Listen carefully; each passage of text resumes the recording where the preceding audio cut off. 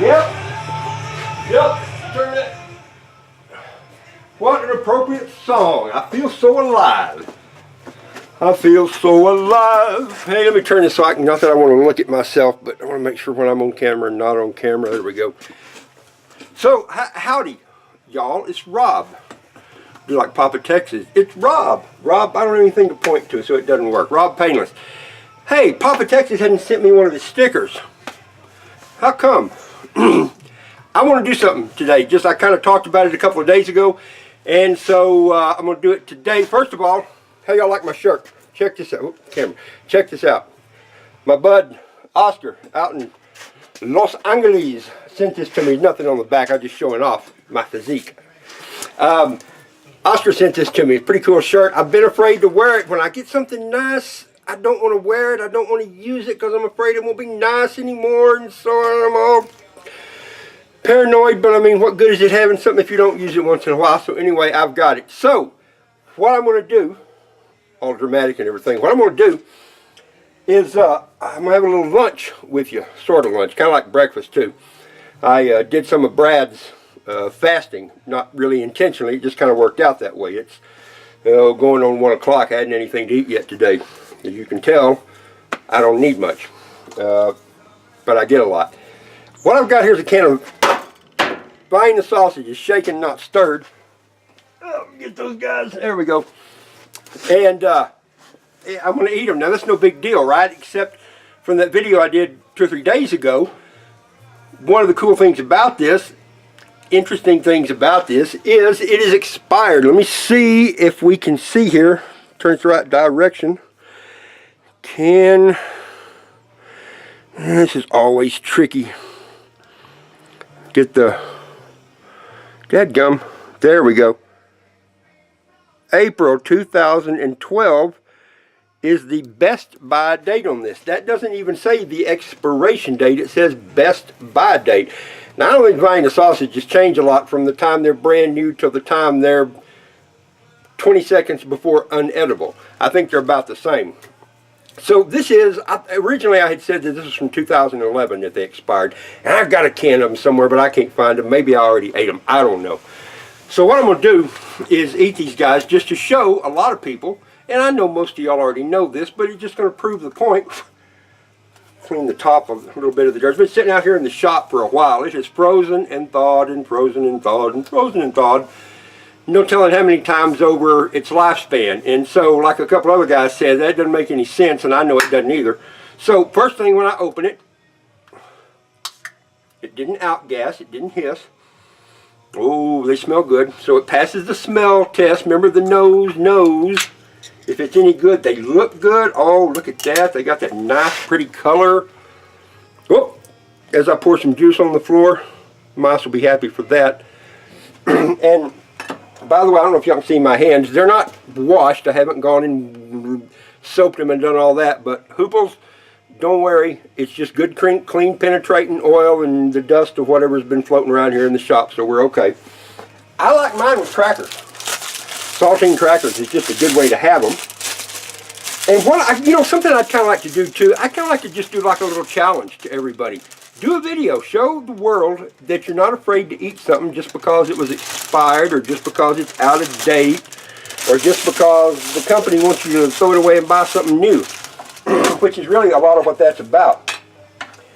I thought I had a fork here. I know I do, but I'm not going to look forever, so I feel like my knife is probably fairly clean.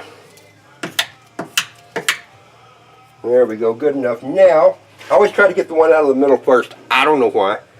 I just do. It's going to break though. Unless I have a really good fork or something, it always breaks while I'm getting it out. But it still eats just the same. Come on out. See, it broke. But, yeah, that's good. And for a guy like me that's missing a few of his dientes, this fits the bill. A cracker with that. Now, I'm going to be talking with my mouth full a little bit. Sorry about that. I'll try not to spit on you. Something else I want to do while I'm eating this is I got the sticker. I actually got it several days ago. Maybe a couple of weeks ago now. But I was going to show you, because I love stickers. I've loved stickers ever since I was a little kid, and I still do. And so I like trading stickers. Lisa says she's going to send me a sticker now. She stood me up once, so I'm looking forward to it. And also, while I'm doing this, I need to do a shout out, because, we'll see if this counts, Hodgepodge Garage, that's just a cool name, isn't it? Hodgepodge Garage, who I think is here in South Texas. I think he's a Texas boy. If he ain't, he ought to be. He needs more Texas stickers, so I told him I'd send him one.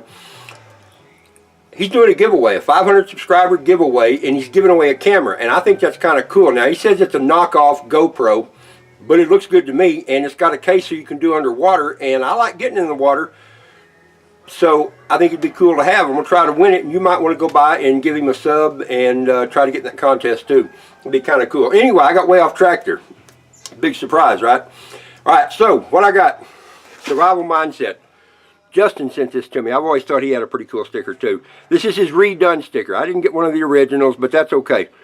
Survival Mindset. Justin and Jana, all the way out in California, who grows a way better garden than I have the last few years, that's for sure. And he's got a son in the Marines, and they've got some pretty cool stuff going on. They do lots of reviews and that kind of thing.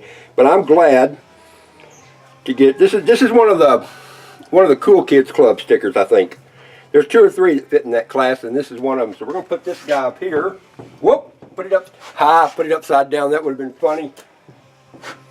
And I don't know if y'all noticed, but what I do is I just tack a couple of corners. That way later on, let me get that axe out. By the way, this is my great-granddad's double-bitted axe. As far as I can tell, it was a hand-forged axe. And I rescued this from my dad and his parents and their parents all grew up kind of on the same piece of property over in Central Texas. And I rescued this one time, found it out there, and said, hey, what about this? Made the mistake of, I've got an uncle, maybe my favorite uncle, and he took a buddy one time when we went camping, 30 years ago, and he said, hey, can my buddy use your axe to cut some wood? And I said, I don't care. Well, his buddy cut a bunch of rocks with it. He wasn't very good. I was sorry I loaned him my axe. Wasn't my uncle's fault by any means, but anyway, this is about the 3rd handle I've put on it, and I've had to resharpen it and regrind it many times, and I've about got it back in shape. I had kind of gotten hid away for a while. Again, way off track.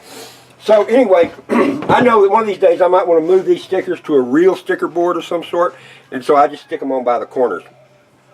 All right, what else have I got going? I'm going to have some more Vienna sausage.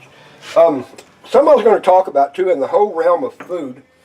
Right now, as we speak, I've got that my second attempt at cooking some rice without keeping it on the stove. And so it's sitting in there. I think Christy got home a few minutes ago, so here in a minute we'll go in and we'll check and see if it's good and film the success or the failure of that one. I get to eat the rice either way. We'll just recook it if it comes out bad, so I'm not worried. However, I like Vienna sausages. I don't know why. I always have. I probably ate them. One of the things we took camping when I was a kid, I'd go camping with my dad. And this is something we would have, Vienna sausages and crackers. Don't even start with all the jokes of what else they're called. We all know. We all know. You can put it in the comments if you want to, and I'll apologize to everybody if you put something bad in there. It'll be funny, but I'll pretend like it's not. And so anyway, rice. I'm doing the rice because rice and beans are 2 of the main staples in food storage. They last a long time. I had, even before I started storing it right, I would have, we buy our beans in 50-pound bags and our rice in 50-pound bags, and our oats come in 25-pound bags, and because we eat lots of that kind of stuff, and it lasts a long time.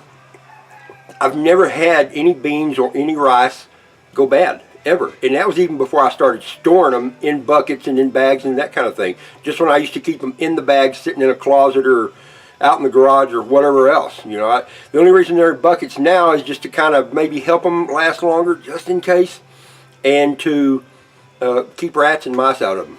You know, I mean, I guess that'll wash off, but a little less than appetizing if you're digging through your rice and one of the pieces of rice is kind of black or dark colored and you realize, ooh, that ain't rice. We have some friends of ours that got bugs in their rice one time, and they had it sealed up in a container, but we don't know where the bugs came from. It's the only time it's ever happened. That's been about 4 years ago. We don't know where it came from. The rice was still edible. You know, you just had to rinse it out a little bit better. Kind of like if you get bugs in your noodles, or if you get weevils or whatever in your flour or your cornmeal. Cook them in, nobody knows the difference. But anyway, that's why I'm doing rice in there and not something else. I've got a couple other things I'm wanting to do. I've got a humongous big Dutch oven. I don't know if y'all saw any of the videos we did while we were camping in Colorado, and I was doing the campfire cooking.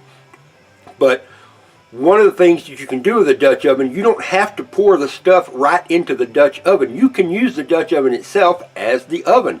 Heat the snot out of it and put like a separate pan of something down in there and cook it that way. Dad on YouTube is the Muffin Man.